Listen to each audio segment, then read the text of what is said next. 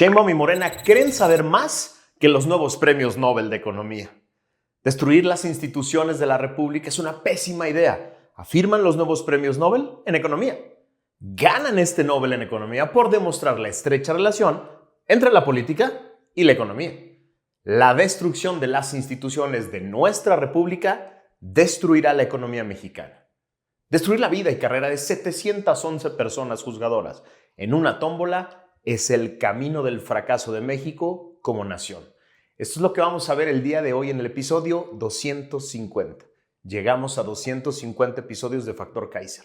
Gracias a ti, gracias a tu confianza, gracias a que me compartes por todos lados y te acercas a mí de pronto a decir, sigue por ese camino. Y aquí vamos a seguir con todo el compromiso de encontrar la verdad, de explicar lo que sucede en este país, para que lo entiendas, para que lo compartas, para que todos nos convirtamos en Factor de Kaiser y un día podamos rescatar juntos a la República. Comparte esto por todos lados. Suscríbete aquí al canal, ponle like, ayúdame a que el algoritmo nos lleve a todos los lugares posibles para que todos los mexicanos tengan la oportunidad de convertirse en factor de cambio.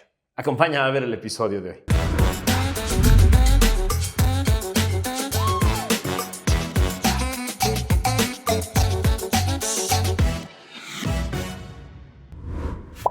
El día de hoy, Daron Acemoglu y James Robinson recibieron el Premio Nobel de Economía. El comunicado de la Real Academia Sueca de Ciencias dice, cito, por sus estudios sobre cómo se construyen las instituciones y cómo afectan la prosperidad. Cierro la cita. A muchos economistas les va a dar un infarto hoy, porque el libro más famoso de ambos habla de cómo sí importa estudiar los factores tradicionales de la economía, pero si quieres saber sobre la capacidad real de un país para producir desarrollo y prosperidad, tienes que estudiar sus instituciones políticas. Es decir, los politólogos del mundo hoy estamos muy felices porque el Premio Nobel de Economía fue entregado a unos estudiosos de la política y de sus instituciones, como el eje que explica la capacidad de una nación para producir bienestar en su población. Ese libro famoso, ese bestseller mundial, se llama Why Nations Fail o ¿Por qué fracasan los países? Y es de una genialidad increíble. Tienes que leerlo, de verdad. Vale muchísimo la pena entrarle a este libro. Yo me la vivo recomendándolo por todos lados, a todas las personas que puedo. Y es uno de los libros centrales del curso de Constitucional que estoy dándole a ciudadanos de a pie los martes de cada 15 días. La tesis central del libro es que, cito el libro, si bien las instituciones económicas son fundamentales para determinar si un país es pobre o próspero, son la política y las instituciones políticas las que determinan las instituciones económicas que tiene un país. Sigo la cita. Los países pobres son pobres porque los que tienen poder toman decisiones que crean pobreza. Se equivocan no por error o ignorancia, sino a propósito. Para entender esto, hay que ir más allá de la economía y el asesoramiento de expertos sobre lo mejor que se puede hacer y, en su lugar, estudiar cómo se toman las decisiones, quién toma las decisiones y por qué esas personas deciden hacer lo que hacen. Este es el estudio de la política y los procesos políticos. Tradicionalmente la economía ha ignorado la política, pero entender la política es crucial para explicar la desigualdad mundial. Eso dicen. Sigo la cita. Así pues, el Estado está inexorablemente entrelazado con las instituciones económicas, como el encargado de hacer cumplir la ley y el orden, la propiedad privada y los contratos, y a menudo como proveedor clave de servicios públicos. Las instituciones económicas inclusivas necesitan y utilizan al Estado. Cierro la cita. Los ganadores del Premio Nobel, en este libro, dividen a las naciones del mundo básicamente en dos grandes paquetes. Países con instituciones políticas inclusivas y países con instituciones políticas extractivas. Aseguran que los países con instituciones políticas inclusivas generan a su vez instituciones económicas inclusivas que generan más riqueza, más desarrollo, más estabilidad y mejor distribución de la riqueza. En cambio, las naciones con instituciones políticas extractivas generan instituciones económicas extractivas que generan menos crecimiento, menos riqueza, mayor concentración y mayor desigualdad. A partir de hoy, esta tesis no solo es una hipótesis política innovadora y retadora, que nos servía a los abogados politólogos como tu servidor para explicar las bondades de la República Democrática, de las repúblicas democráticas en el desarrollo de las naciones y en el bienestar de las personas. A partir de hoy, se trata de una tesis económica ganadora del Premio Nobel en Economía que explica cómo existe una fórmula probada en el mundo para generar bienestar y desarrollo a través de la construcción adecuada y el cuidado y la defensa de las instituciones políticas inclusivas. A partir de hoy, no solo es una buena idea desde el plano político ser una república democrática con instituciones políticas inclusivas, sino es la mejor estrategia económica si pretendes generar desarrollo, crecimiento y bienestar en tu población. Cito una parte fundamental del libro. Las instituciones políticas extractivas concentran el poder en manos de una pequeña élite reducida y ponen pocas limitaciones al ejercicio de ese poder. Las instituciones económicas son entonces a menudo estructuras para que esa élite pueda extraer recursos del resto de la sociedad. Así pues, las instituciones económicas extractivas acompañan naturalmente a las instituciones políticas extractivas. De hecho, deben depender inherentemente de las instituciones políticas extractivas para su supervivencia. Cierro la cita. Es decir, las instituciones políticas extractivas son aquellas que se generan para que un pequeño grupo en el poder concentre todo el poder que pueda, elimine competidores y contrapesos, desaparezca límites al ejercicio del poder y se exima de la responsabilidad de cumplir con las leyes que quedan. Cuando eso sucede, aseguran los autores, el resultado normal es que este grupo genere instituciones económicas extractivas que solo benefician a ese grupo en el poder y a quienes los sostienen en el poder. Y se genera un círculo vicioso de corrupción, abuso, pobreza, subdesarrollo que puede llevar al fracaso como nación. Cito una frase fundamental del libro. Las naciones fallan hoy porque sus instituciones económicas extractivas no crean los incentivos necesarios para que las personas ahorren, inviertan e innoven. Cierro la cita. Insisto, no es una opinión ni interpretación mía. Es la tesis que ganó el Premio Nobel de Economía por innovadora y por trascendental. En cambio, dicen los autores, las instituciones económicas inclusivas que distribuyen adecuadamente el poder, que lo limitan, que castigan la corrupción y el abuso de poder, que equilibran el poder entre distintas instituciones, que hacen de la ley un parámetro obligatorio y permanente, generan a su vez instituciones económicas inclusivas, que generan riqueza, desarrollo, crecimiento, prosperidad y más igualdad. Cito un párrafo del libro. Como hemos visto varias veces antes, las instituciones económicas inclusivas apoyan y son apoyadas por instituciones económicas inclusivas. Esto crea un mecanismo del círculo virtuoso. Las instituciones económicas inclusivas eliminan las relaciones económicas extractivas más atroces, como la esclavitud y la servidumbre, reducen la importancia de los monopolios y crean una economía dinámica, todo lo cual reduce los beneficios económicos que uno puede obtener, al menos en el corto plazo, usurpando el poder político. Cierro la cita. La buena noticia del libro es que estas instituciones son construidas por seres humanos comunes, que pueden cambiar su destino si se abocan a la destrucción de las instituciones políticas extractivas y las reemplazan por instituciones que generen equilibrios, contrapesos, supremacía de la ley y responsabilidad por aquellos que ejercen el poder. Por lo tanto, la inclusión de todos de distintas maneras en el ejercicio y control del poder es fundamental.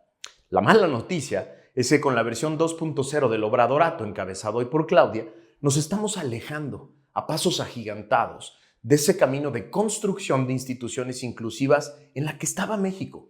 A ver, nada era perfecto. Estábamos muy lejos de ser una gran democracia, una república exitosa y justa, pero estábamos en el camino, sí estábamos, carajo.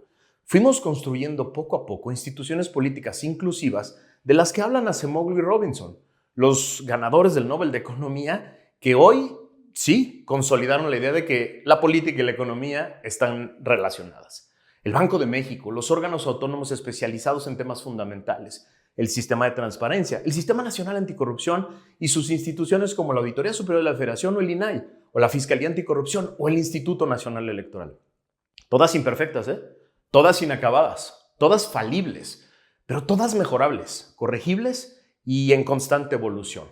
Todas fundamentales para convertir a México en una gran nación. La más importante de todas las instituciones inclusivas que estamos reconstruyendo desde 1994 en México es el Poder Judicial de la Federación. En casi 30 años de evolución desde esa gran reforma de 1994, el Poder Judicial Federal se ha convertido en la pieza central de nuestra república, como un contrapeso real al ejercicio del poder, como un límite objetivo y claro al abuso del poder, como un intérprete profesional de la Constitución y las leyes para darle certeza al sistema jurídico y generar confianza en todos. Todo esto en el camino que refieren los premios Nobel para generar bienestar y desarrollo. Por supuesto que era imperfecto, por supuesto que tenía graves problemas de corrupción, ineficiencia y nepotismo, por supuesto que era mejorable y requería una gran reforma. Pero esta reforma requería consolidarlo como un poder independiente, autónomo en sus decisiones, mucho más profesional y confiable, menos corrupto y más transparente. Y nada, absolutamente nada de eso se puede conseguir con la aberración de reforma que nos han impuesto, como una mafia embriagada de poder, los miembros de la secta del Obradorato que creen saber más que los premios Nobel de Economía. No hay un solo experto, uno solo, en sistemas jurídicos, nacionales o extranjeros, que crea que este bodrio de reforma mejora en algo la impartición de justicia, o que acaba con la corrupción en el Poder Judicial, o que aumenta su autonomía e independencia. Nadie, ningún experto cree eso. Nadie tiene duda, en cambio, de que se trata de una burda venganza del expresidente, que hoy es abiertamente empujada por la titular actual del Poder Ejecutivo. Todos saben que su intención real es destruir la autonomía e independencia del Poder Judicial, someterlo al poder político, crear un caos en el interior del Poder Judicial para debilitarlo y con eso dejarle las manos libres al gobierno para hacer su voluntad sin restricción alguna. Es decir, el camino del fracaso como nación que claramente describen los ganadores del Premio Nobel de Economía. Hoy solo tienen duda de esta intención real los más ingenuos y los más pendejos. Si después de lo que sucedió el sábado pasado no te acabaste de convencer, eres uno de estos dos, o un ingenuo o un pendejo. El sábado, en ese congal llamado el Senado, vimos uno de los momentos más aberrantes y siniestros de la historia de nuestro país. Emborrachados de poder, unas señoras y unos señores que se dicen senadores destruyeron la vida y la carrera de 711 personas con unas pelotitas blancas metidas en una tómbola. Se trata de 711 mexicanas y mexicanos que durante años se prepararon, compitieron, lucharon por obtener una plaza de magistrado o juez federal en competencia con miles de personas que querían llegar a ese lugar para defender a la Constitución y a las leyes de México para hacer justicia. Y después de ganar, unos energúmenos borrachos de poder simplemente les arrebataron su carrera y destruyeron su vida en una tómbola. No se vale despersonalizarlos y convertirlos en un número o en una pelotita. A ver, vamos a hacer este ejercicio. Piensa en una mujer que, contra todos los obstáculos, hizo su carrera de derecho soñando con un día ser jueza. Piénsalo, imagínala. Logró obtener su título y, contra todas las expectativas, obtuvo una plaza menor en el Poder Judicial Federal al principio, para de ahí empezar su carrera judicial. Tuvo que soportar todo tipo de actitudes machistas y el triste clasismo de nuestro país para ir avanzando poco a poco, porque no había podido pagar una de las prestigiadas universidades privadas de México. Se fue ganando el respeto de sus pares, poco a poco, y luego de sus jefes, con trabajo y responsabilidad, y yendo a todos los cursos que podía, que se ofrecían en el Consejo de la Judicatura y pagando otros en otras universidades, fue concursando poco a poco diversas plazas y ganándole a miles de personas que querían esas plazas que ella obtuvo, para que 15 años después de iniciar esta larga trayectoria, pudiera obtener una plaza de jueza federal, que le daba la oportunidad de defender la Constitución como siempre soñó. Esa carrera acabó el sábado pasado, porque unas borrachas y unos borrachos de poder, en ese congal que llaman el Senado, metieron su nombre en una tómbola, en una pelotita blanca, y cuando una siniestra mano la sacó de la urna, su carrera había terminado, para cumplir con un capricho personal, con una venganza cantada por el expresidente que sigue imponiendo su voluntad a través de la señora que hoy tiene la banda presidencial. Esto que te platico no es una historia ficticia, es la síntesis de varias historias reales que yo conozco directamente, de juezas, jueces y magistrados que vieron sus sueños destruidos el sábado pasado a cambio de nada.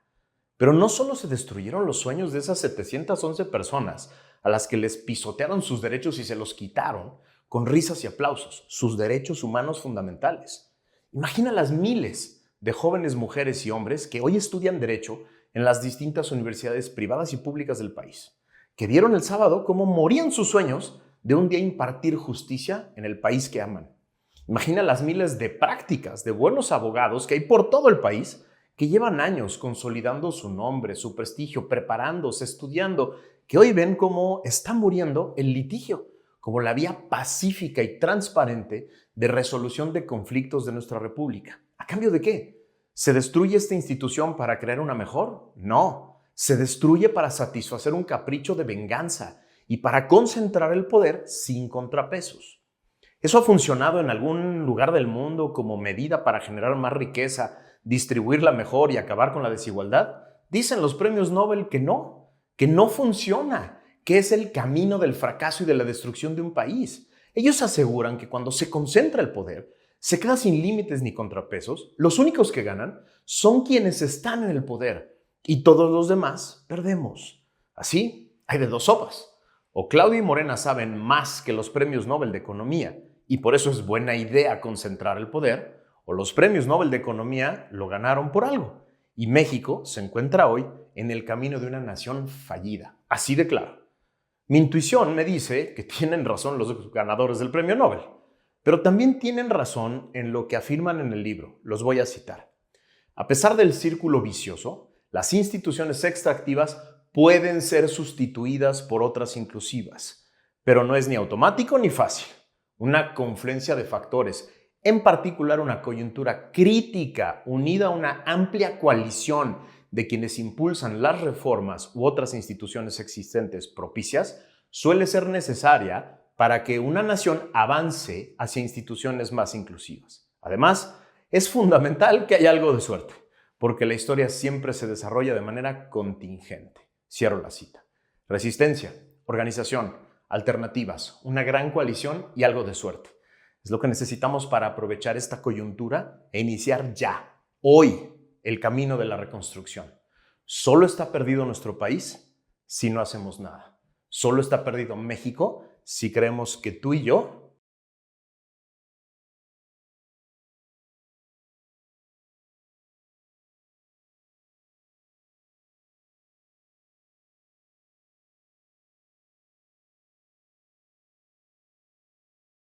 no podemos ir en contra de estos animales que quieren destruir la República. Vamos a empezar hoy a trabajar. ¡Viva la resistencia!